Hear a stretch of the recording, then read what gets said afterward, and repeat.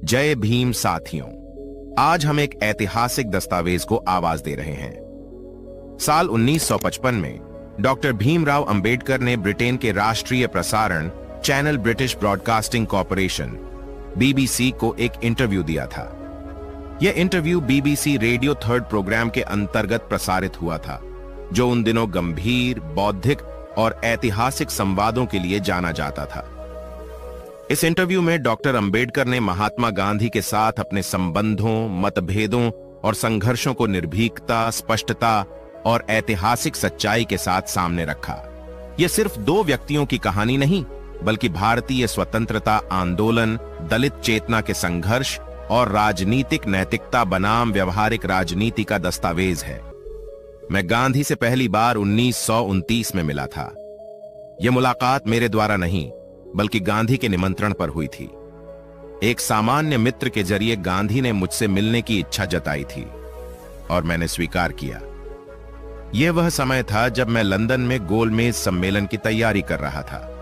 गांधी पहले सम्मेलन में नहीं आए, लेकिन दूसरे सम्मेलन में लंदन पहुंचे, जहां वह 5 से 6 महीने तक रुके। उसी दौरान मेरी उनसे कई बार मुलाकात हुई, लेकिन डॉक्टर अंबेडकर ने आगे एक ऐसी बात कही जो आज भी इतिहास की नींव को झकझोर देती है। मैं गांधी से प्रतिद्वंदी की तरह मिला। उन्होंने मेरे सामने अपनी असली सोच दिखाई। मैं उनके महात्मा रूप से परे एक जिद्दी, रूढ़िवादी इंसान को देख रहा था, जो राजनीति के कपड़े पहनकर समाज सुधारक बना हुआ था। डॉक्टर अंबेडकर ने कहा, मुझे आश्चर्य होता है जब पश्चिमी देश गांधी को एक महान नेता मानते हैं। वास्तव में गांधी भारत के इतिहास में एक अध्याय मात्र थे। वह कोई युग निर्माता नहीं थे। अगर सरकार हर साल उनकी जयंती पर छुट्टी न देती, तो लोग उन्हें बहुत पहले भूल चुके होते। पश्चिमी दुनिया गांधी को लोकतंत्र और अहिंसा का प्रतीक मानती है, लेकिन उन्होंने गांधी के गुजराती लेखन को कभी नहीं पढ़ा। गांधी ने अंग्रेजी अखबार हारिजान में खुद को जाति विरोधी और लोकतंत्र समर्थक बताया, लेकिन गुजराती लेखों में वह वर्णाश्रम और जाति व्यवस्था के समर्थन में लिखते रहे।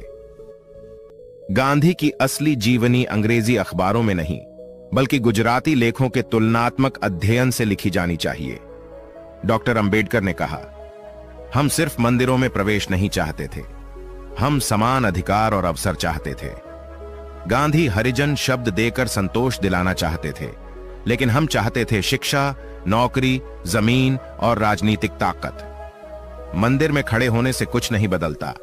अगर नीति निर्माण और सत्ता तक पहुंच नहीं होगी, तो हम सिर्फ दया और सहानुभूति के पात्र बने रहेंगे, सम्मान और अधिकार के नहीं।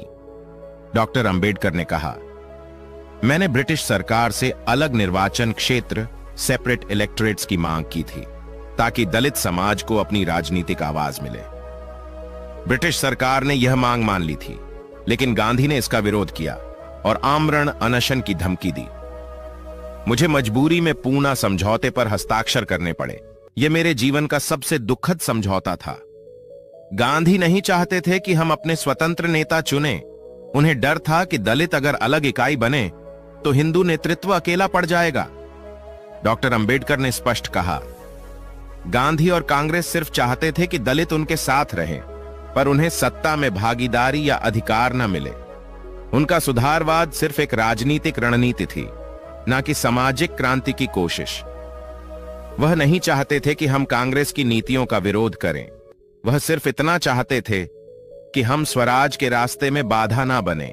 डॉक्टर अंबेडकर ने साफ कहा, हां, भारत आजाद होता, शायद धीरे धीरे, लेकिन ज्यादा परिपक्वता के साथ। उन्होंने कहा कि आजादी के असली कारण थे सुभाष चंद्र बोस की आजाद हिंद फौज, ब्रिटिश सेना की सीमाएं, लेबर पार्टी की आर्थिक प्राथमिकताएं। गांधी की भूमिका जितनी प्रचारित की जाती है, वह उतनी निर्णायक नहीं थी। जब अंबेडकर से पूछा गया, क्या आप गांधी को महात्मा मानते हैं, तो उन्होंने स्पष्ट कहा, मैंने उन्हें कभी महात्मा नहीं माना। वह उस नैतिक कसौटी पर कभी खरे नहीं उतरे जिस पर कोई महात्मा कहलाने का हकदार होता है। वह एक राजनीतिज्ञ थे और सिर्फ वही।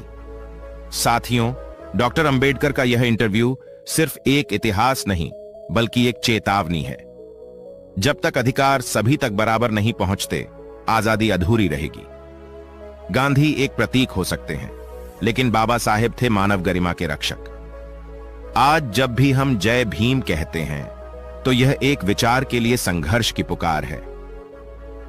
वॉइस ऑफ बाबा साहेब पर हम ऐसे ही ऐतिहासिक और वैचारिक दस्तावेज आपके सामने लाते रहेंगे।